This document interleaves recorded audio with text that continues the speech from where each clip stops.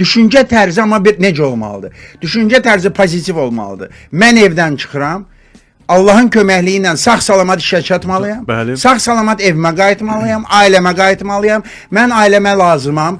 Bunun uğrunda sağ-salamat qayıtmaq uğrunda mən qaydalardan maşın sürəcəm. Mən yol polisinə görə yox, özüm sağ qalmağa görə qaydalara əməl edəcəm və mən evə sağ-salamat qayıdacağam. Bax, bunu fikirləşmək lazım. Bu leytmotiv olmalıdır və bu his insanı qoruyacaq. Nədən? Kiməsə güzəşt eləyəcəksən, məni evdə gözləyirlər. Bəli. Kimlənsə dalaşmayacaqsan, mənə problem lazımdır, balam məni gözləyir. Yəni, bax, bunu fikirləşmək lazım. Bu pozitivi ki, məni evdə gözləyirlər, nəyin bahasına olursa olsun, qaydalarla sürəcəm, pis sürücüləri buraxacam, çıxıb getsinlər həyatımdan və mən evimə sağ-salamat qayıdacam. Bax, bu fikirlər pozitiv fikirlərdir. Amal bu olmalı. Bəli. Amal bu.